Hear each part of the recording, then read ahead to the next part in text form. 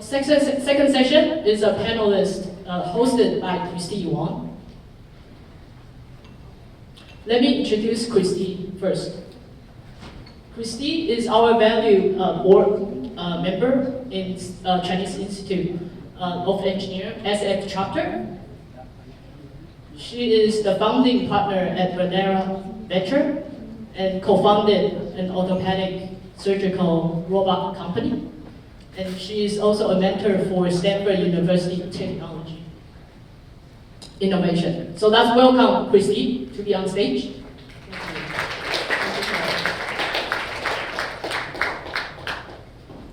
Okay, well, ladies and gentlemen, thank you very much for having me here this afternoon. So first of all, let's welcome the 4 panelists to come to the stage. Let's welcome, give a big round of applause. Okay, this is Rebecca, welcome. Alex, welcome. Dr. Wang. And Chen Bo, please be seated.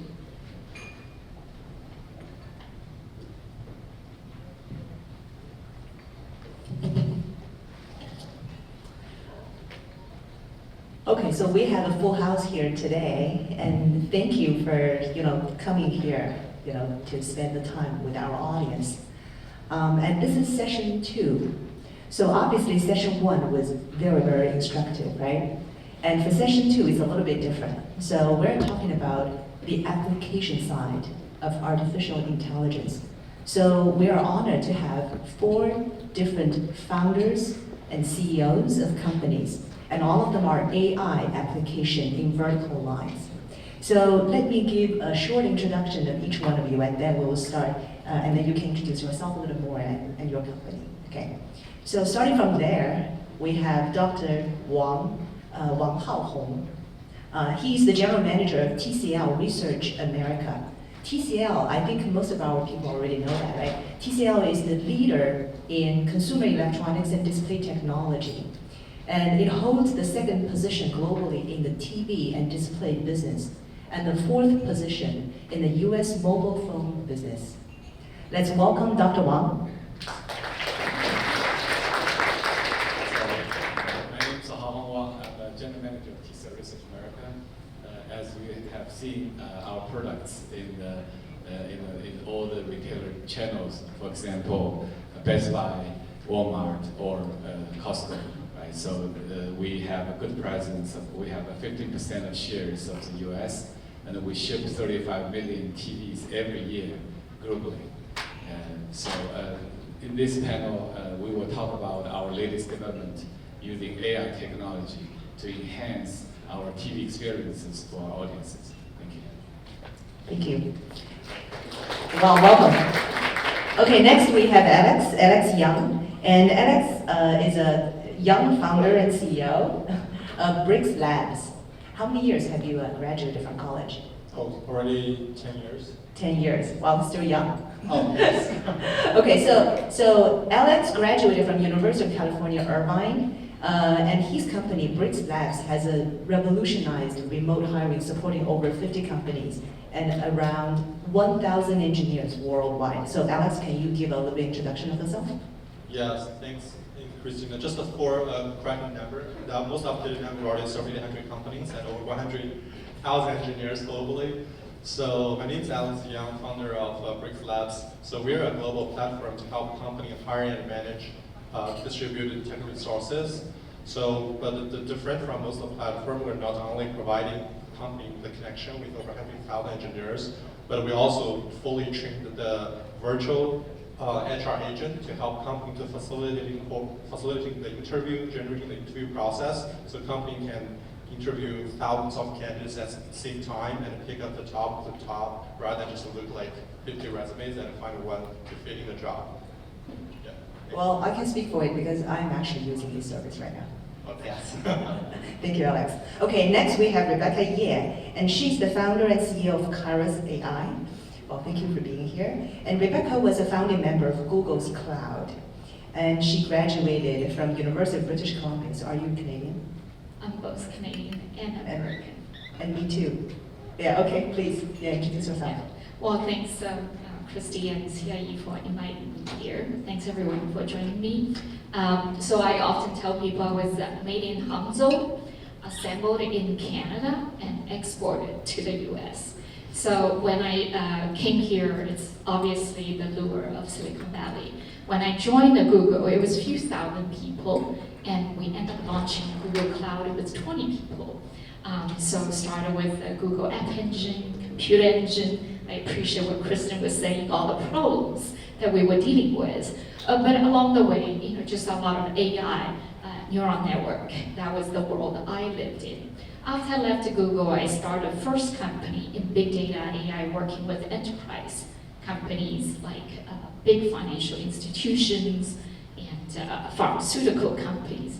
So Kairos is my second startup with other Googlers. And we said as we entered the second stage of life, we wanted to do something for the kids.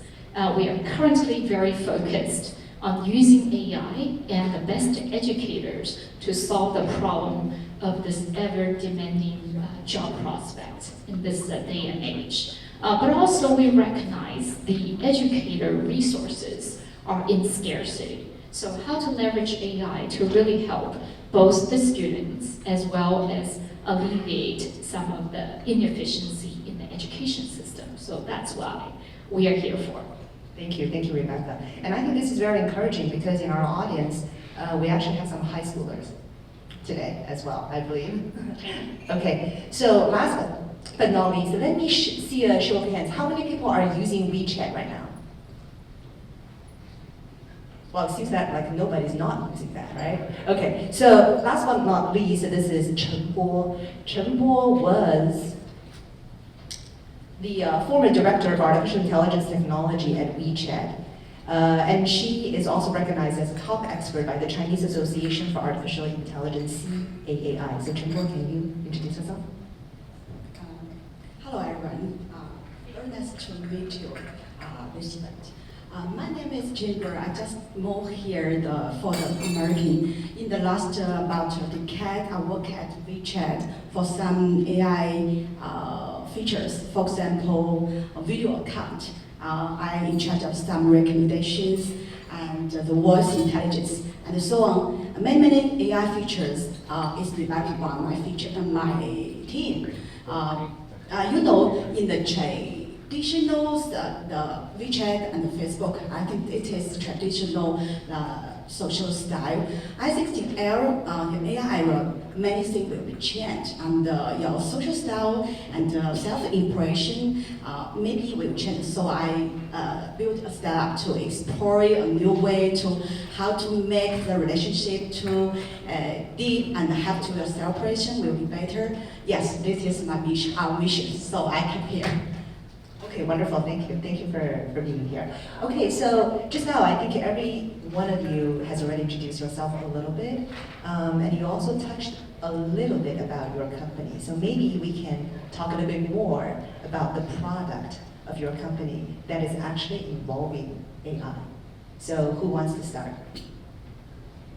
Dr. Wang? Yeah, sure. Yeah. So I believe everybody had experience about a smart TV. Right now, every TV become a smart TV. I think AI is all over the place in your TV. Okay. If you look inside, there's an AI picture quality chip in there, so that make sure every pixel is using AI to calculate it in the way that you see vivid pictures and have a good perceptual quality. But outside the TV, you have remote control. On the remote control nowadays, every remote control has a button. It's a voice button. When you hold the button, you can speak to TV.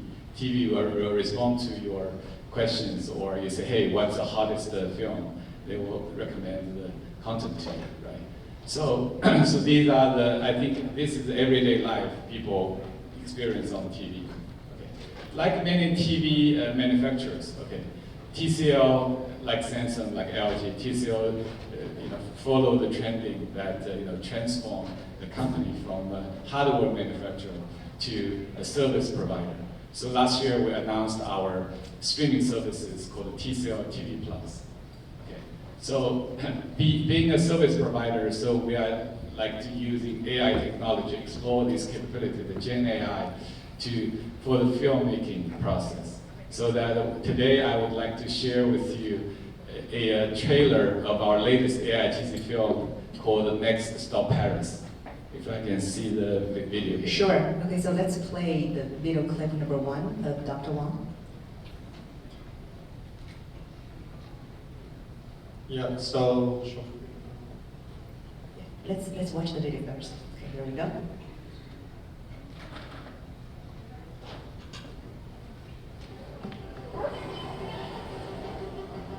So, Claire, what's your style? The City of Lights. I'm hoping it's a new start. I don't think we have to break for long. Maybe you're the dark, mysterious kind of man who never shows his vulnerability. Got a feeling that the wait is over. Maybe you're the kind of woman who's never sure what you want, even if it's right in front of you. From all the hardship, I know that we always hit. Darling, this is where we make it. In life's journey, It's quite a lot to take in. sometimes the heart moves too fast. No, wait, don't go. Sometimes too slow. But if you time it just right, that's when love arrives. Claire, I thought you gave up on me. I'm not going to let you go.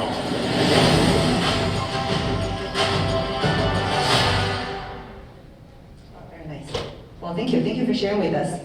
Thank you. So, Dr. Wang, you want to add a little bit more about what this is about, and when are you going to So this film will be launched in summer, and if you see all the characters are made by AI, there's nothing real human in there. But we are not trying to say that AI is to use to replace human.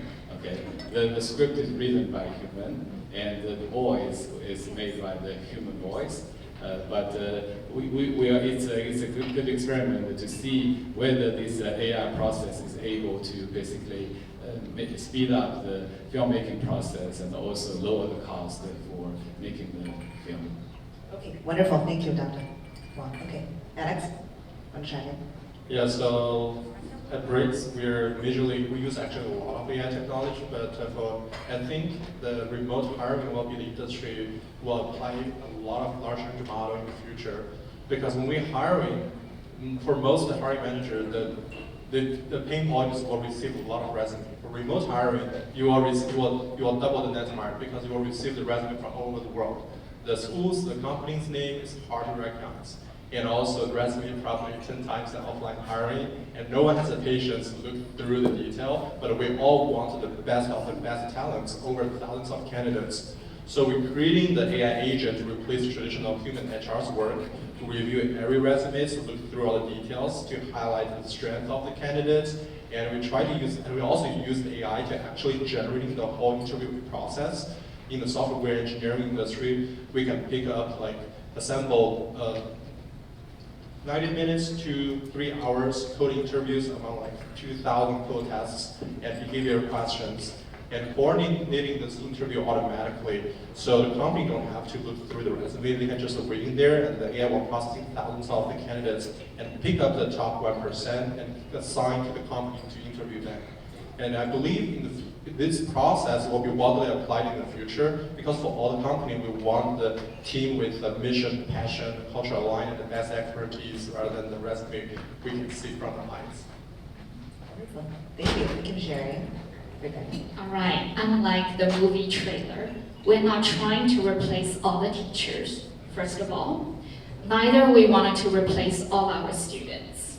So they do exist in real world.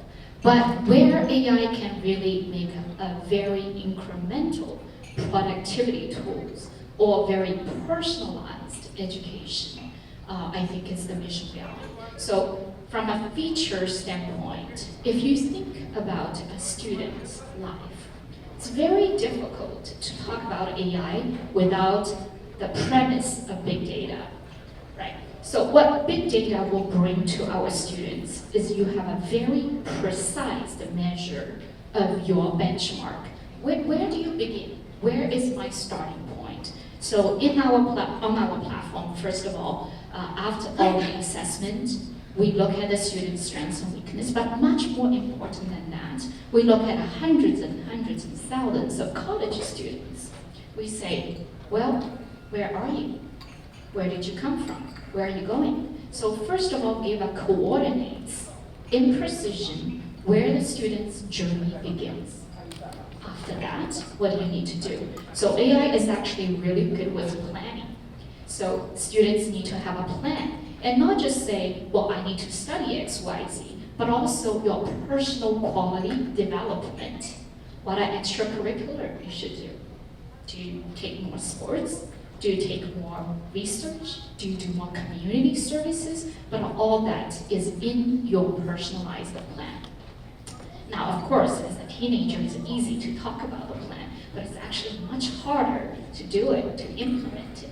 So every step along the way, what AI is going to do is say, based on where you are, based on where you are headed, I'm gonna give you bite size, what you should be doing, how you should be doing it, and what are the resources that you should be engaged with. So that's just the student's perspective. Now, if you think about teachers, the challenge about teachers are the great teachers are few, right? My son will come to me and says, I used to like science. Now I don't because my science teachers suck, right? So how do we solve that problem? We're thinking about different ways using recommendation engine, personalized planning to make the great teachers very scalable. Scalability is the key word here. So how do we make these top educators not be stuck in one classroom, only 40 students or less, but reaching out to 400,000 students? How do you do that? So I think, absolutely, I think AI is going to bring that incremental productivity and as a delivery tool.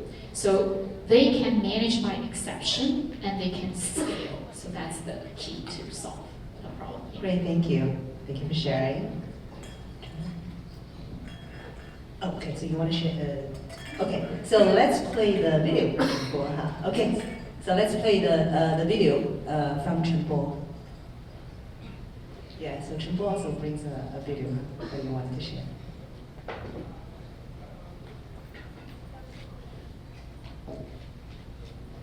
This is the video from your company, or it's the theme from your company.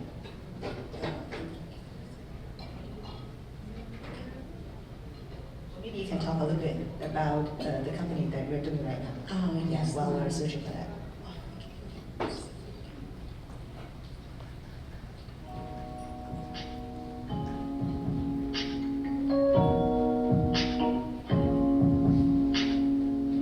Have you ever found the traditional socializing somewhat lacking? Let's start a new socializing journey. At AI Wave, beyond communication, AI powers our avatars to live and interact in a 3D world.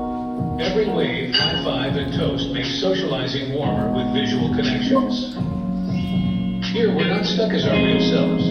With AI, we freely express, become our imagined selves, and find friends who vibe with us. 24/7 online AI avatars bridge social gaps, increasing opportunities for interaction, allowing us to enhance relationships in a relaxed atmosphere. AI also sneakily captures many funny moments when you're not around. Do you have a long-lost friend at the bottom of your chat list? Not sure how to kick off a chat with him? Just click on the avatar. Hey! Now our stories begin anew.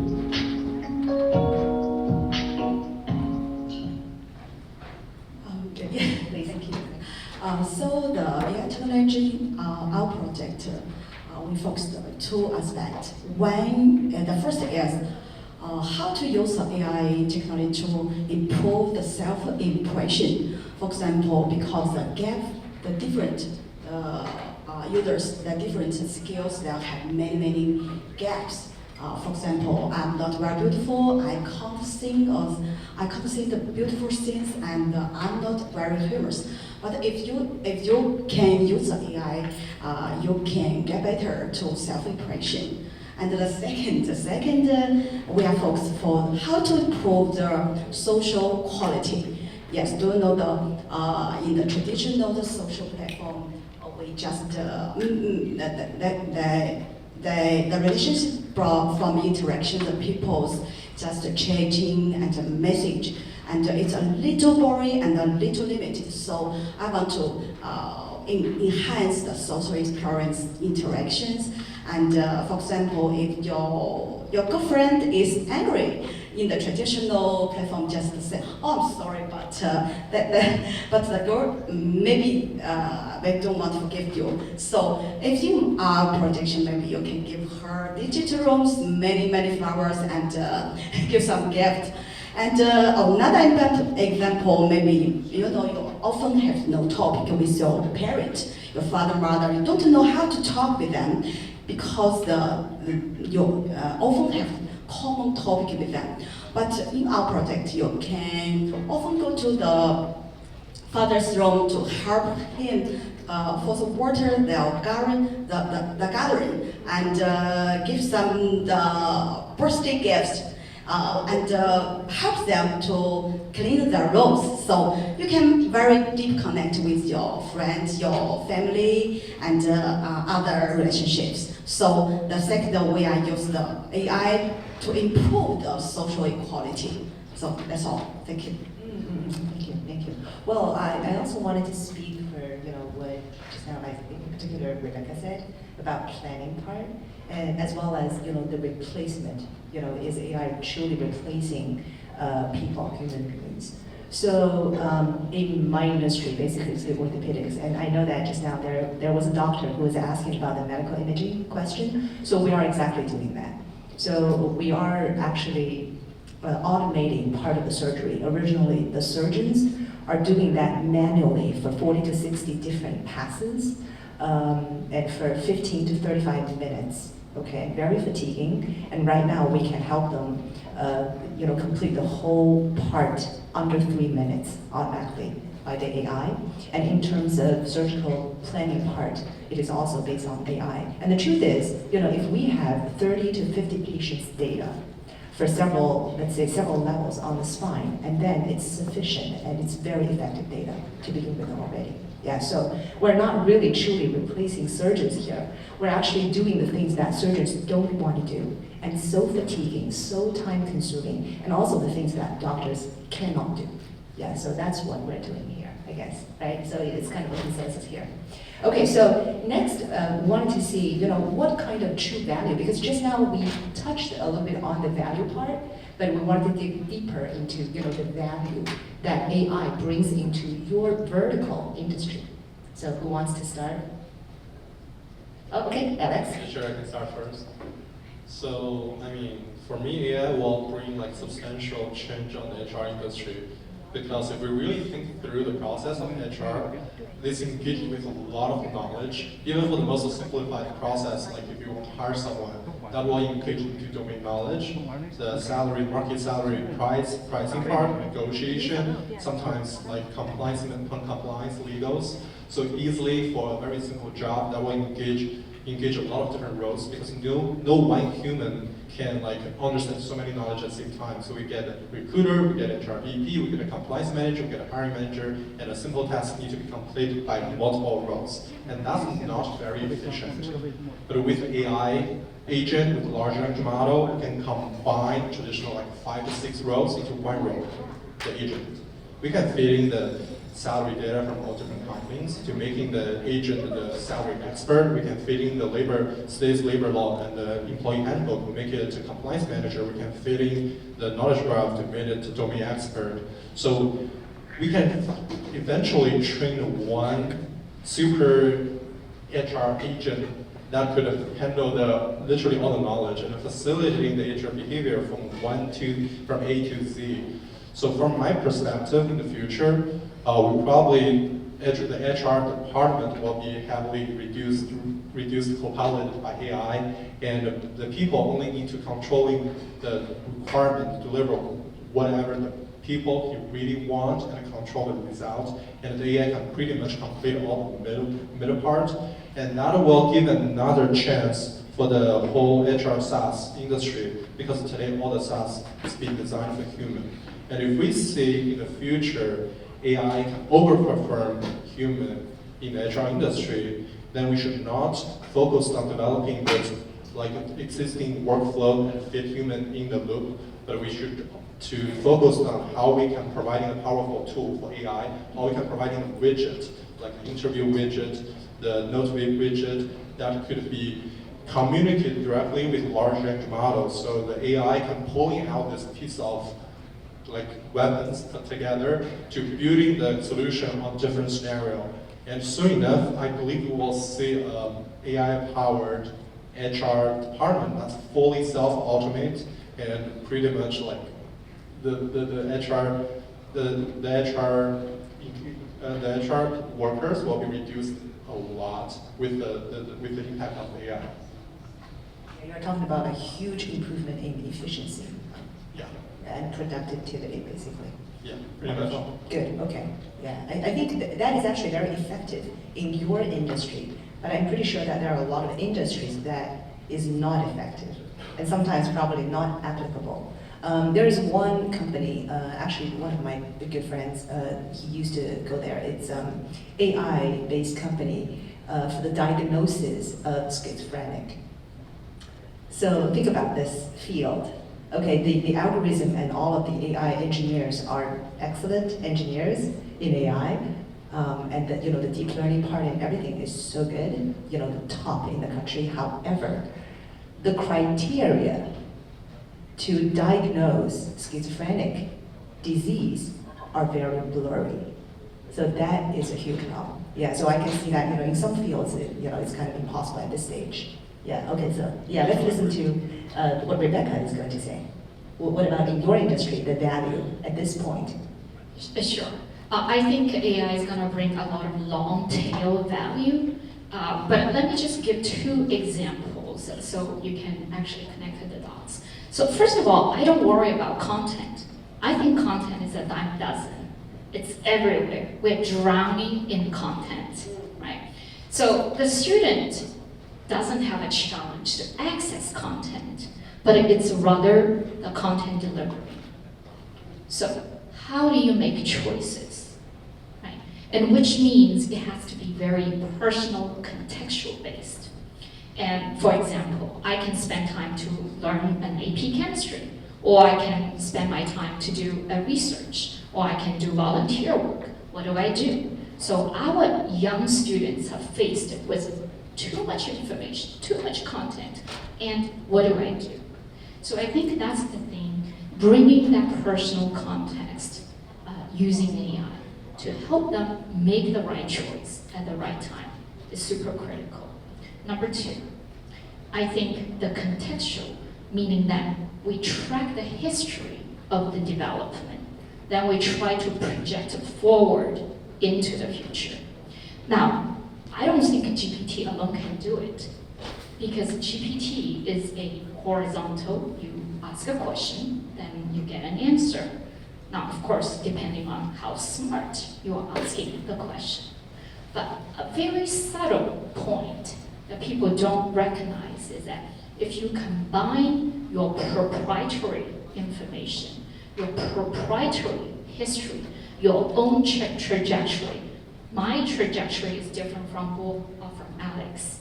So if I take all that history and carry it with me, then project forward, then I have a unique path.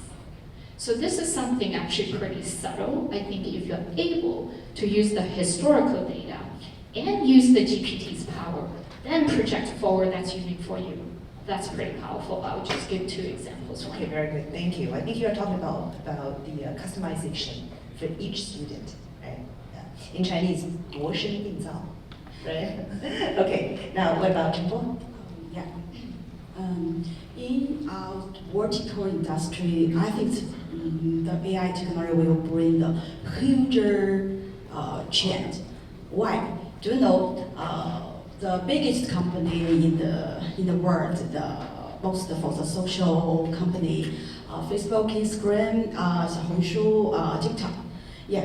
Why they're so popular? Because they have many social media.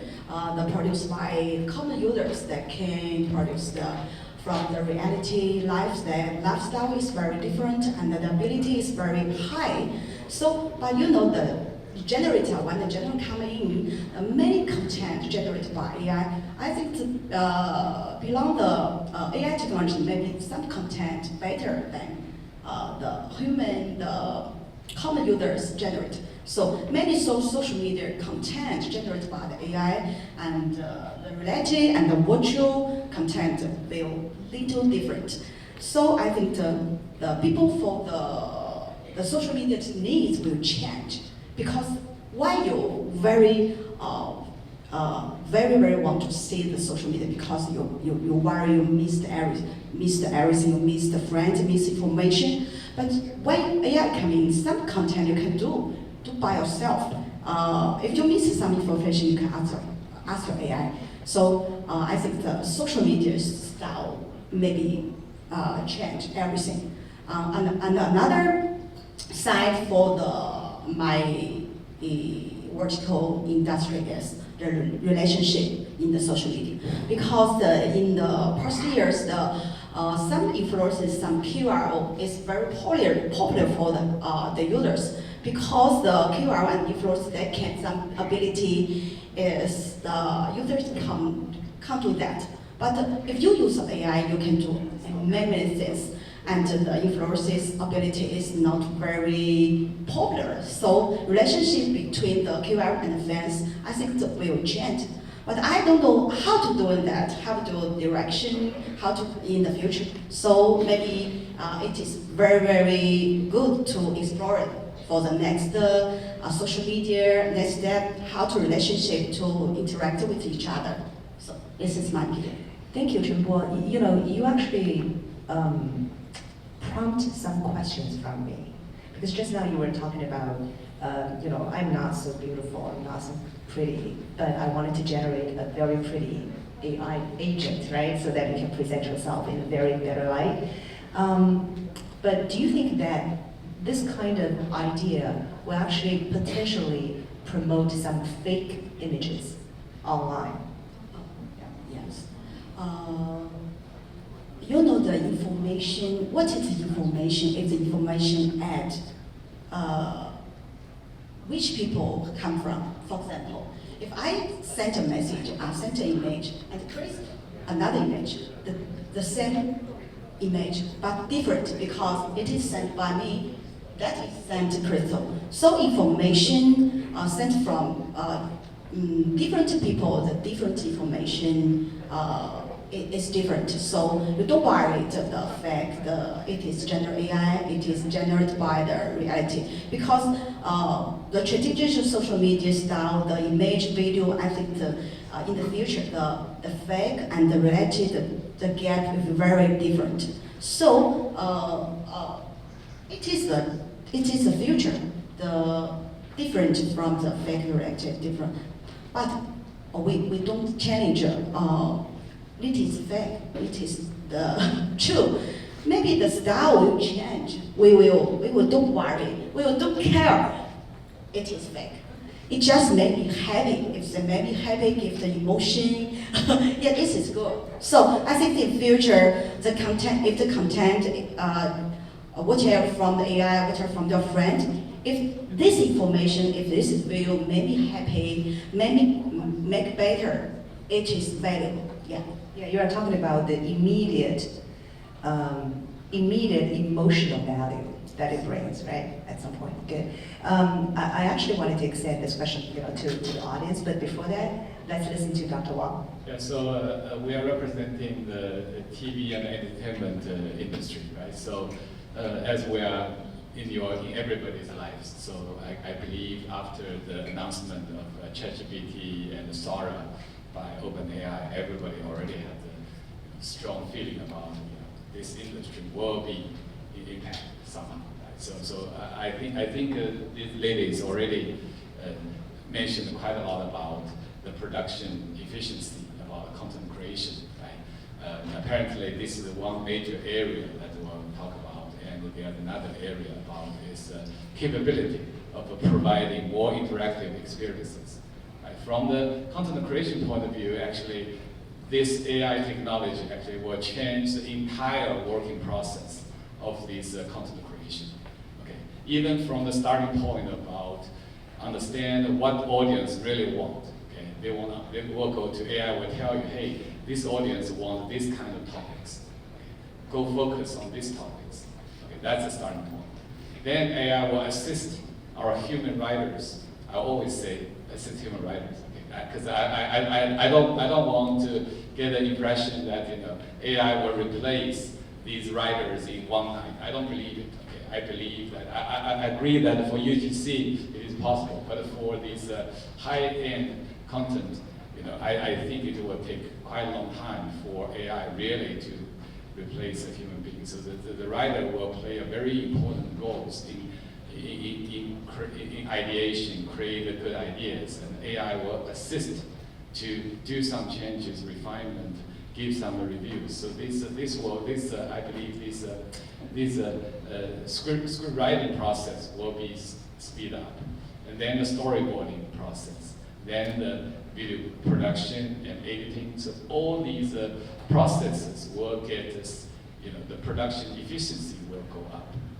And then after that, after the video are done, then they need to recommend the right channel, right content, right audiences to distribute your content to the right audiences. So the whole entire process will be changed. That's what that's for the content creation process. Okay. Like what we just showed, the content, right? So typically making a movie will take quite a long time. But now we can foresee that it will take less and less time, because the change happens every week. Now we're looking at technology change in weekly basis. Used to be monthly or yearly basis. Now it's weekly basis. Today I just saw that China announced their version of SAR, right, called the Bidu. If you go back, check your news, right? So I mean, it's just so quick, right? The other important area I want to mention is about the interactive experiences. So everybody realize there's a voice, as I mentioned, the voice assistant. But some people might say, hey, we just don't use it. Okay. Google Assistant, Alexa has been there for 10 years, right? Some on TV, fewer people use it. My son used to speak with our Alexa device every day, one hour every day. So when he was young, okay, 5 years old, okay, now he don't spend that much time. Okay.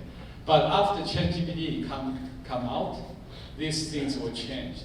The reason is, in the old AI technology, in previous AI technology, the key thing is about the language understanding part has not been really conquered. Okay. So the TV looks very dumpy. When you speak to them, they responding, right? So you don't do it again. But today, after ChatGPT come out, with so many developments with GPT technologies, we believe that the capability of these voice interface significant change. So that's a major impact for your future smart TV. And also, when you speak to the TV, the scope is not limited to like a metadata level. You are able to speak inside the story of the movie. Say, hey, talk to this character. Why you do this? Why you don't do this? Right? That's why we recently launched our product called ID Interactive Video. Which allows you to speak to the characters to really understand more about the story and make the experience more engaging, immersive. I would like to share with you a video of the IDEO technology. Okay, yeah. Can we show the second video of Dr. Wang?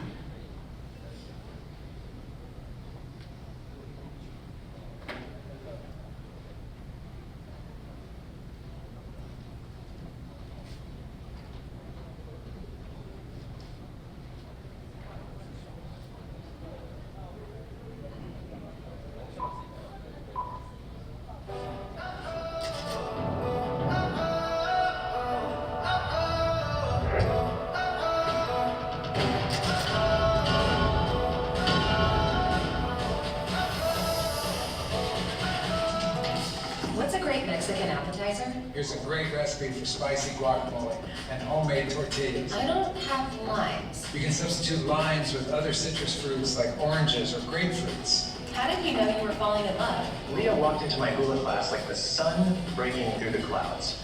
Her determination and embrace of our culture made me think, this is someone special. At first I wasn't sure about Ikaika, but when we danced, I felt a spark. Then it was like a wave crashing over me. How powerful is a crocodile bite? A crocodile can bite down with 1.6 tons of pressure. That's like dropping a sports car on your leg. Ouch! You're giving me that pills, aren't you? That's ridiculous. Which of the 3 endings would you like to experience? Stop! Stop! Can I get a quick recount? Catch me up on what I've missed. So far, we've witnessed Crystal falling in love with Derek. She's trying to win his heart and connect with his daughter, Olivia. Who wrote and directed A Father's Nightmare? The movie was directed by Vijay Saran and written by Shelley Gillen. Let's order some food. What can I get you? Medium pepperoni pizza and a 2-liter Coke. Got it. $22.75 with tax and tip. At your door in 30 minutes.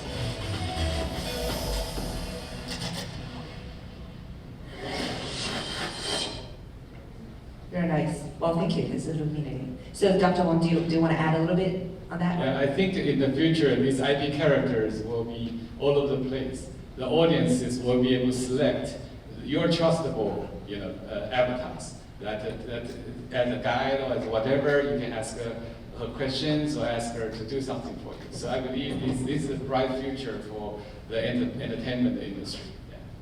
Great. Okay, so just a couple of housekeeping items. So I just now already noticed, some audience want to ask questions. So we will keep the Q&A at probably in another 10 minutes or so. Okay, so just get prepared. And then let's come back. Just now we were talking about all the good things about AI, right? So what are the flaws? What are the downsides? What is the potential danger? Is AI a tool and maintains a tool, or can AI be a creature itself? That's a dangerous question, right? Okay, so who wants to go? Yes. In my opinion, I always think the AI technology is tools, not beings. Why? Many people talk AI has emotions. The AI can some humors, have loving, and many features in AI. But do you know where the emotion come from? Yes.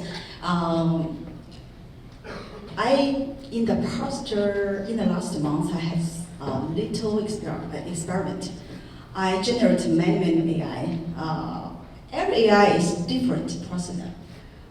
This is the children. This is the ultimate. That is the humorous. It is angry. It is every AI is different person. They give them one topic. They can talk each other and generate some content with each other.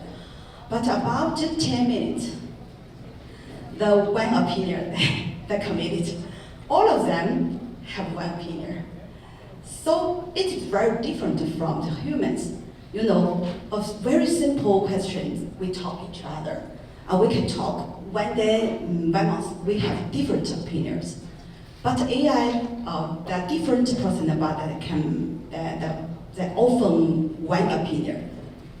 So I think the AI for the humans is tools, not the human beings.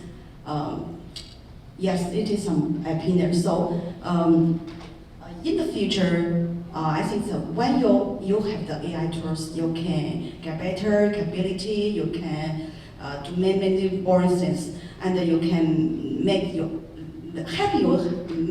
girlfriend. But the AI can't change the human relationship, can't relation emotions. But yes, this is my opinion. AI always tools for the human. Okay, well, hopefully it's true. Okay, next. Rebecca? So I think there are 2 questions here. Tool or creature? Second question is the flaws we know. So I think subjectively, for individual, over time, you are going to feel that AI is more and more like a creature. Because it talks to you, it tells you story, it's very imaginative, it gives you the right answers. So, and especially if it is applied in many social, entertainment, or medical field, I think to you personally, subjectively, it's gonna feel more like a creature. Objectively, for mankind, I think it will remain as a tool until we really figure out what is consciousness? What does it mean to be human? What does it mean to be conscientious, right? And until you figure out that, you would not be able to reverse engineer and make AI like actual human being. So I think you gotta draw this difference. Second question, what are the known flaws versus the unknown flaws? Well, obviously, GPT 4.0 has made a lot of improvements over GPT 3.5. Nevertheless, it is still hallucinating because it's not good at reasoning and analytical skills. It is good at large language modeling. So never forget about that, right? So which means it will talk seemingly sensible, but if you boil down to the tight logic, it doesn't stand the test of scientific proof here. Second problem, the more content is getting created by AI itself. Now, your next training model is gonna be on a lot of AI output. Now you get into this system control, and model start collapsing after 5 iterations of modeling.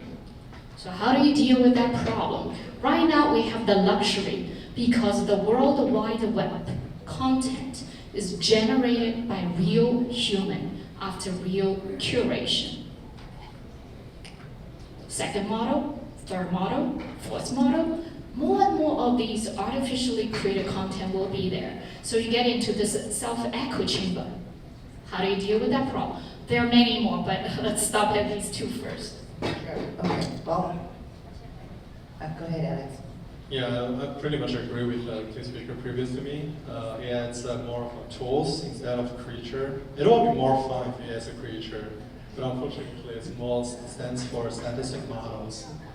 I mean, I never see AI try to slack off, try to slow down the speed to save energy, or secretly like duplicate itself. So from my point of view, there's no animal extinction from the AI side, and we all surprised by how the large language model can understand the trillions of data set content and interpreting those content to answer people's questions. But from what I saw, still the AI today did not go beyond the knowledge base we feed into the AI. I mean, if we feed AI the mid-age knowledge and asking AI what's the center of the universe, it might answer Earth or the suns, right? And from our internal, we actually did a lot of internal training for the AI agent, and we find out AI can perform extremely good when you try to answer some logistic questions like where can I find the engineers at Java engineering this salary range, or some specific questions, because we can always give the knowledge base. The problem is the AI is really hard to stimulate humans' conversation because it cannot recognize the intention of human. So when we are talking as a human, like we're trying to talk and we're trying to learning from each other's reaction, so we try to learn the intention of each other so we can drive the conversation towards the direction we really want. But we find out for AI, except we giving the dialogues happen before it can driving the conversation flows. Otherwise, the AI will be lost in the middle. It don't know how to drive the conversation to the next topic. So I think it will be fun if we can getting more involvement on the AI. But at this moment, it's still a tool for me. Yeah, I might I might think from a different angle. Because as I said, if you closely watch the growth speed of the AI, now we're looking at the weeks. Every week you have new development, right? So if you ask an open AI, hey, whether it's a tool, definitely they say yes, it's a tool fully under control of the human being, right? But there is a noise. I'm not saying noise, I'm saying voice. There's other voice that basically, for example, Professor Hinton from UT Toronto, right? Basically, they worried that they claim basically the intelligence, this AI will become a super intelligence that could be smarter than our human being in a few years. Okay, it's not like 20 years. It's maybe only 5-10 years. There's a recent CNN report basically saying that there is a survey in Yale that 42% of large company CEOs agrees that within 5 to 10 years, AI has a capability, we just have the capability to destroy humanity. So I mean, I'm not trying to disseminate this worry among us, but the key thing is that the intelligence of AI really, really getting to the standard that beat human being in one angle, one aspect to another aspect. Eventually, this will be, you will see a AI that is smarter than human being in many areas. That we will see that within 5-10 years, I believe. So how to control them, how to harness them as a tool. I agree with all of you. We need to harness them to make them as a tool. But how to do it actually needs really the regulations of government, needs publicity, public society to know this, to have this awareness, to speak yourself out so that people know the seriousness about this. And also nowadays you can see AI is weaponized now, right? So there's a weapon out there. So it's not that if you're out of control, whether it's a creature or a tool, they will hit you, right? So that's something that we really need to know the speed. After 2022, I mean, this AI speed just go up 10 times faster than earlier. That's why I would like everybody to be aware of that, alert of that, really, encourage the government to set up rules, set up ways to harness this AI growth. Yeah, I'm actually agreeing with you, Dr. Wang, because I still recall the fiasco between OpenAI and Microsoft. We probably still remember that, right? So I don't know whether you know how it started. It all started with an undisclosed letter showing that Ilya saw something that is scary. So it all started from there. Yes, so we don't know what that is, but it is very scary to human beings to begin with. Yeah. Anyways, okay, so I believe that we only have less than 10 minutes, so let's take some questions from the audience. Oh, okay. Do we have a mic there? Yeah, can we do that? Yes. I'm wondering, at what point do you guys think that AI will be able to kind of mimic human creativity? Because that's one thing that humans kind of have that at this point AI doesn't. At what point do you think AI will be able to have some kind of semblance regarding creativity, kind of like just pulling ideas out of seemingly nowhere?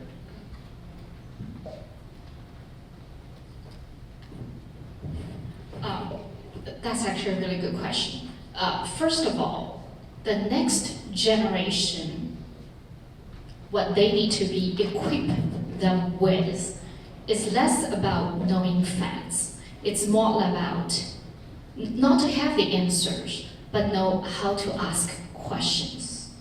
So I think that's a critical skill everybody needs to develop now, is know how to ask questions. And that goes into the intellectual curiosity.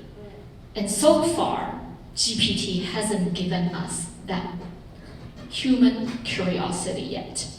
It makes links, right? It's just like it's from the search now to GPT, it start making links. But the links still originated from the World Wide Web, which is contributed by all the crowd. So I think there's a distinction you need to draw, and in the future, how to ask a question, never stop that curiosity. I think if you fast forward, once we reach a critical point where the neuron connection, now if you do the math, I don't know if Kristen is still here, right? Human brain has 8 billion neurons, And each of the neuron is connected with 8 other neurons. So if you do the math, this is a huge biological computer. Now, once the model, assuming under the constraint of economics, you can still achieve that. Once you reach that critical mass, something very interesting could happen, right?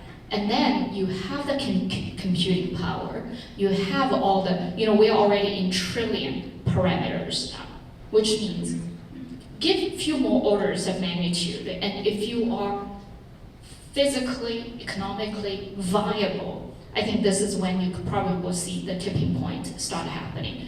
Does AI start getting very creative? And if so, then how do we harness the power? Because tool is a tool, right? It's neither good nor bad. It can be used for evil purposes, or it can be used for good, like nuclear power. How do you use it, right? Within that constraint, within that control. Privacy, right? There's already financial crimes happening using AI, break through all your encryptions. So we have to deal with those problems. But I think that's a very good question. Yeah, anyone else? Yeah, so I think I'm more optimistic here that because I believe that recent AI advances already showing that AI showed quite some creativity there already. Okay, the recent look at what the Sora picture video is showing you, right? So there's a lot of parts actually the AI created better than even a human filmmaker. That shows some creativity. Of course, there's a lot of issues still there that they cannot handle this. They don't understand the norm of the physics, for example. That I believe they can fix it within a couple of years. Okay, once they know this, they will fix it. One of the important developments recently is about this multi-agent technology on the AI. So basically, one thing is that they are able to let several AI agents to fight with each other. So basically, one guy say, hey, I have this idea. The other say, hey, I don't think that you are creative enough. Then the AI agent will say, okay, let's think of the other one. So I believe after a couple of years, this direction will significantly improve the creativity of the AI. So I cannot answer to you when this will be the same level of human being. I think this is the basis why Elon Musk or Mr. Hinton, Dr. Hinton, they believe that they are close to the human intelligence. That's what I guess. Great. I also wanted to provide a school of thought. It may not be mine, okay, but I think it's very illuminating. So we have to ask the question first: where did the human creativity come from? Does it come from nowhere? No, right? It also comes from a lot of knowledge that you acquired over years, right? So even for human creativity, it was based upon your past experiences, your past knowledge. So can AI acquire all of that? So, you can think about that yourself, right? So wait until our next seminar. Okay, so maybe we have, can we do another? Yeah, let's do one more question, okay? Okay. This is Dr. Xie. Dr. Xie? This is Dr. Xie from Diameter Plus, the manufacturer of medical device locally. The president and CEO also have been present in the meeting. My question is very simple. Do you think Soros is a good tool to enhance our manufacture and quality and also simplify the process? Yeah, I think this problem already been solved, I guess, So inside the TCL, we have a segment dedicated on the AI-based, smart manufacturing. I think, they already made quite a lot of, development on that area. Like, for example, using computer vision to monitor the pipeline that, so because a human being will be fatigued after a while, they're tired. But the machine will never fatigue, right? So once they set up a rule very well, they learn quickly, they can do the things. So I believe in general, these labor-intensive, time-consuming tasks will be replaced, from human being to machines.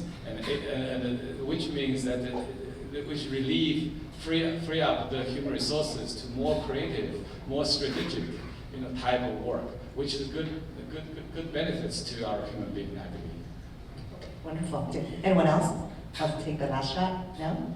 Okay, yeah. Due to time limit, I think we're going to end today's seminar, and obviously we still have a lot of burning questions. But at the end, ladies and gentlemen, let's give another big round of applause for our panel today. Thank you very much for your contributions and insights. Please remain on stage. Sure. We are going to present the plaque Okay. to you guys to show appreciation. Wonderful. So let's Thank you. welcome Yesu to be on the stage.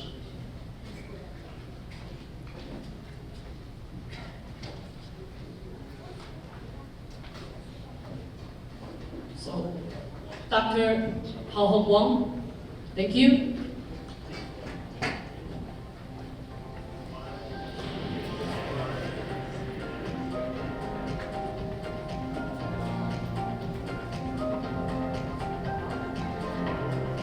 Miss Wilson, thank you.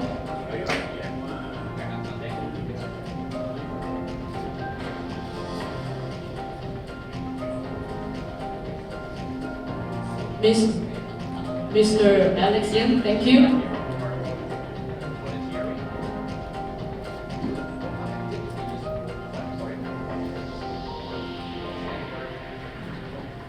Miss Rebecca Yen, thank you.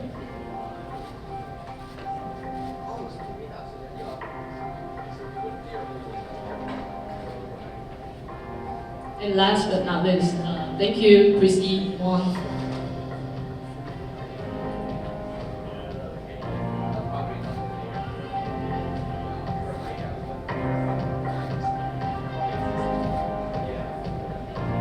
So let's give another round of applause to our panelists and moderators.